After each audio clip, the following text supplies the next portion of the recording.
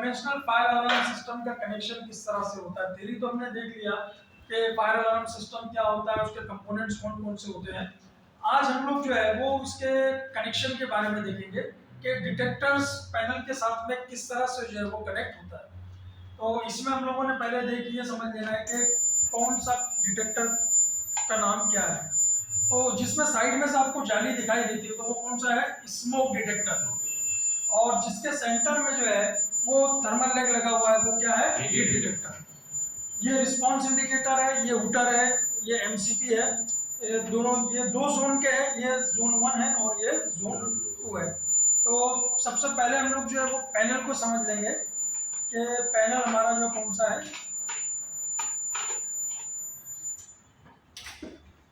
ये 2 zone panel है, conventional fire alarm system का 2 जोन पैनल है।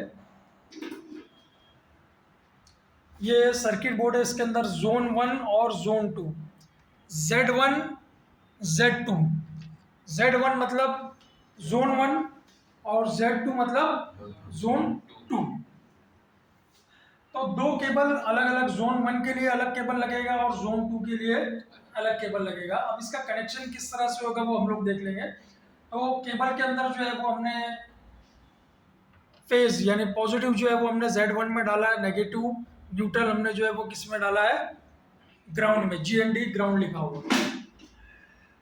तो सबसे पहले जो है ये हमारा स्मोक डिटेक्टर है। स्मोक डिटेक्टर में जो है वो लाइन इन किस तरह से होगी और कौन से पॉइंट पे होगी वो देख लेते हैं हम लोग। तो यहाँ पे L1 लिखा हुआ है, L2 लिखा हुआ है, C1 लिखा हुआ है, C2 लिखा हुआ है। तो लाइन जो इन होगी यानी जो पैनल से केबल निकलेगा और डिटेक्टर में जब जाएगा तो L1 में पॉजिटिव जाएगा और C1 में नेगेटिव जाएगा। यहाँ पे ये क्या हो रही है, लाइन इन हो रही है। लाइन क्या हो रही है, इन हो रही है। उसके बाद में अगर मुझे अगला डिटेक्टर लगाना है तो इसी में से मुझे केबल आगे लेके जाना है। तो लाइन जब मुझे आउट करनी है तो इन L1 में पॉजिटिव, C1 में नेगेटिव, लाइन इन हुई। आगे अगर मुझे लेकर जाना है तो L2 में पॉजिटिव और C2 में नेगेटिव लेके आगे जाना है। तो यहाँ पे मैंने क्या किया, L2 में पॉजिटिव और C2 में नेगेटिव डाला। यहाँ से ये केबल निकल के जो है ये नेक्स्ट इसमें गया। ये कौन सा हमारा हीट डिटेक्टर है। कौन सा डिटेक्टर है, हीट डिटेक्टर। तो ये हीट डिटेक्टर में आप देखेंगे इसमें सेंटर में जो है वो थर्मल लेग रहता है और स्मोक डिटेक्टर में साइड में जाली रहती है। दोनों का बेसिक डिफरेंस है। तो सेम जिस तरह से लाइन यहाँ पे इन हुई है, यहाँ पे भी लाइन इन होगी। L1 में पॉजिटिव और C1 में नेगेटिव, ये कनेक्शन हमारा हो गया। उसके बाद में मुझे MCP को कनेक्ट करना है, लाइन को मुझे आगे लेके जाना है।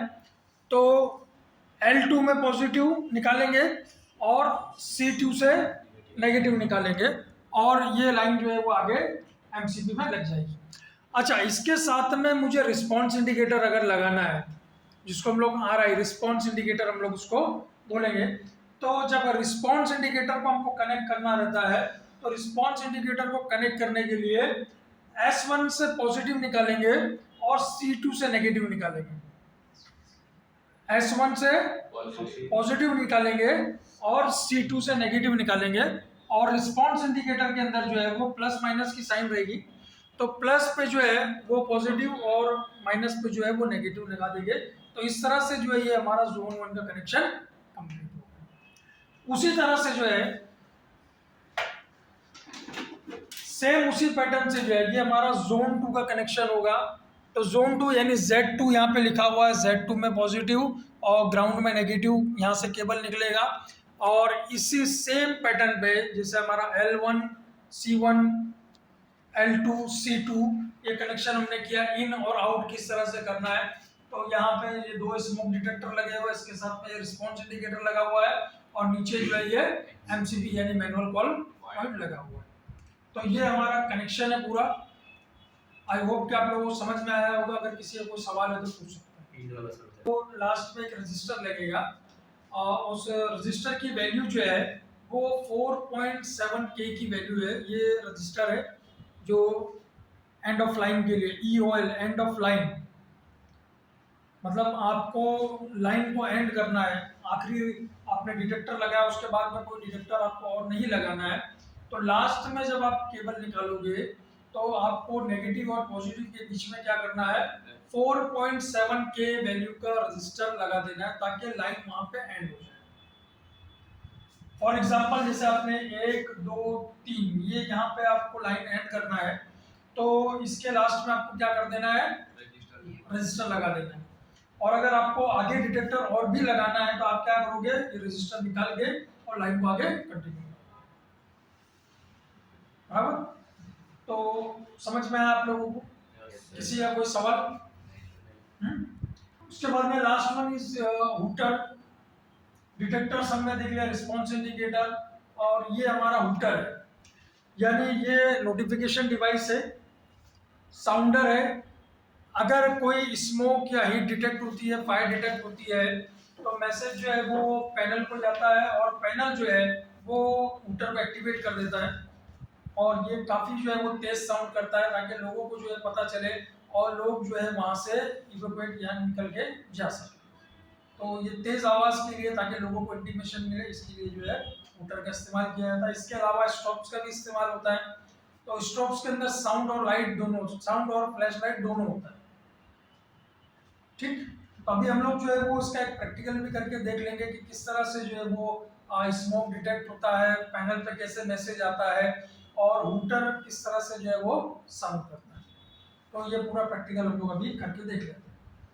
ठीक, हाँ, नहीं, हुटर हुटर एंड ही है। हुटर के अंदर डायरेक्ट आपको जो है वो प्लस माइनस का जो है वो कनेक्शन करना है। इसमें सिर्फ दो ही पॉइंट नहीं, इसमें सिर्फ दो ही पॉइंट दिया हुआ है, प्लस और माइनस, वो वहीं पर ही एंड हो गया वो। सर नेक्स्ट में जोड़ना है एक और, तो आप उसमें डायरेक्ट ले लो, आपको उसके वहीं से लाइन लेके जाना, उसके अंदर आपको जो है वो ये रजिस्टर की उसमें जरूरत नहीं, उसमें रजिस्टर की कोई जरूरत नहीं, क्योंकि आपने डायरेक्ट इसमें लगा दिया, बस एंड हो गया। आपको आगे कनेक्ट करना है, इसमें से आप कनेक्शन ले लो, या यहाँ से भी आप लेके देख सकते हो। ठीक है, अभी हम लोग इसका एक प्रैक्टिकल करके देख लेते हैं कि किस तरह से स्मोक डिटेक्ट होता है या हीट डिटेक्ट होता है, या एमसीपी किस तरह से एक्टिवेट होता है। ठीक,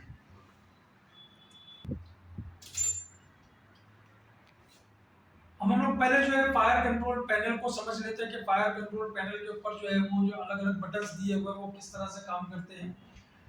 तो यहाँ पर जो सबसे पहले नीचे का बटन देख रहे हो, यहाँ पे जो है वो रीसेट बटन है, यानी डिटेक्टर्स अगर डिटेक्ट करता है तो, और हम उसको लगाते हैं साफ करके क्लीन करके, तो हमको उसको रीसेट करना रहेगा। तो इस तरह से बटन दबा के हम लोग रीसेट कर देंगे। पैनल के ऊपर आप देखोगे यहाँ पे जो है वो जोन 1 जोन 2 हेल्दी लिखा हुआ है। Zone 1 healthy, zone 2 healthy. Healthy का मतलब ये है कि जो है वो नॉर्मल कंडीशन, अच्छी कंडीशन में है हमारे जो है वो दोनों जोन, ये 2 जोन का पैनल है, दोनों जोन जो है वो हेल्दी है, नॉर्मल है, ओके। उसके बाद में यहाँ पे दिया हुआ लैम्प टेस्ट। लैम्प टेस्ट मतलब यहाँ पे जितनी आप एलईडीज देख रहे हो ये सारी एलईडी ओके है, कोई एलईडी खराब नहीं है। तो ये लैम्प टेस्ट जो है आप बटन दबा के चेक कर सकते हो कि सारी एलईडी ओके है या नहीं है।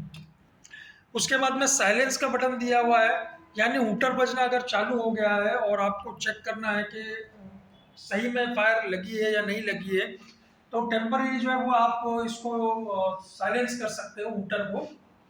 और उसके बाद में इवोक्यूएट का बटन है, यानी अगर आपको आपने अगर कहीं पे जो है वो कुछ इंटीमेशन देना है या लोगों को जो है वो इन्फॉर्म करना है, या आप चाहते हो कि लोगों को साउंड के जरिए जो है वो इन्फॉर्म कर दे कि कुछ हादसा हुआ है या आग लगी है, तो डायरेक्ट आप इवोक्यूएट का बटन दबा के तो इस तरह से जो है ये हीटर बनना चालू हो जाएगा।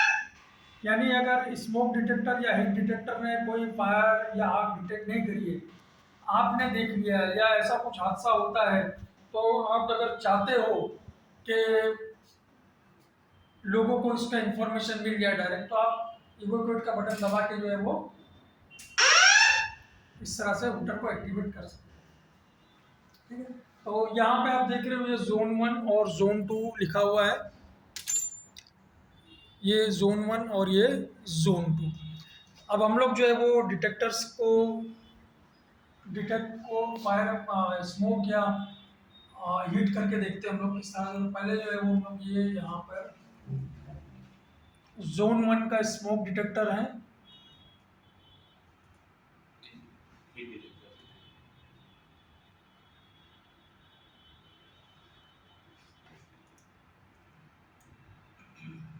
सॉरी, ये स्मोक,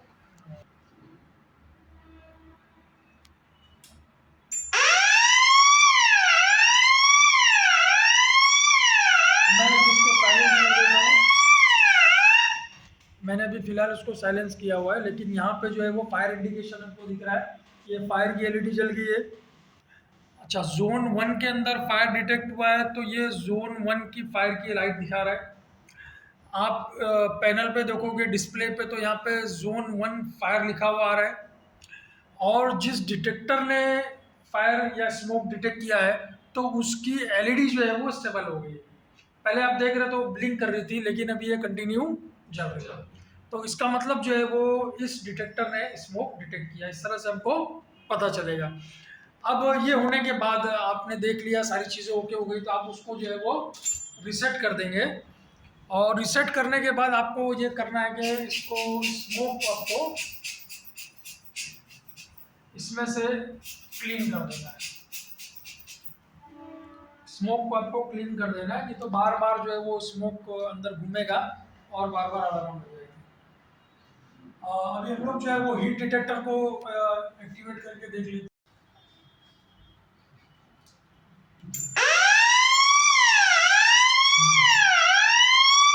ये हीट डिटेक्टर जो है वो, और हीट डिटेक्टर के साथ में जो है हमारा रिस्पॉन्स इंडिकेटर कनेक्ट किया हुआ था, तो रिस्पॉन्स इंडिकेटर की एलईडी भी जो है वो एक्टिव हो गई।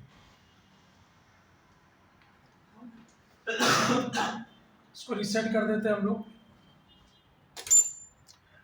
उसके बाद में नीचे आप लोग देख रहे हैं यहाँ पे जो है वो एमसीपी है, मैनुअल कॉल पॉइंट है। तो मैनुअल कॉल पॉइंट को अगर आपको एक्टिवेट करना है, तो ये इसका कवर है, इसको ऊपर करके यहाँ पे आप देखो प्रेस हियर, प्रेस हियर का लिखा हुआ है, बटन है, यहाँ पे आप उसको प्रेस कर दोगे,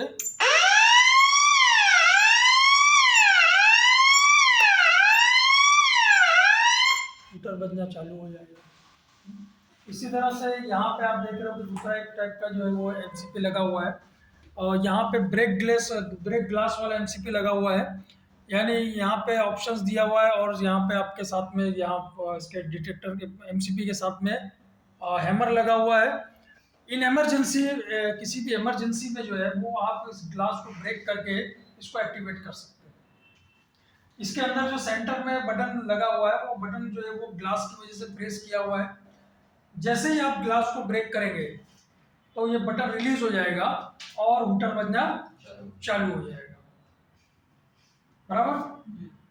आई होप कि आप लोगों को समझ में आया होगा वायरिंग पैटर्न और इसका वर्किंग पैटर्न किस तरह से है। कोई सवाल आप लोगों का? क्लियर एकदम? फायर अलार्म सिस्टम अगर डिटेक्ट करता है तो हूटर बजने लगता है, और उसको मतलब हमको पहले हम जान गए कि अगर फायर हो चुका है तो हम इसको पहले साइलेंस कर सकते हैं, और उसके बाद सारे पर्सन को हम इन्फॉर्म कर सकते हैं कि आगे लिए वायरिंग का देखेंगे। वायरिंग ये स्मोक को डिटेक्ट करता है। इसी तरह से ये भी स्मोक को और ये हमारे पास हीट के लिए है।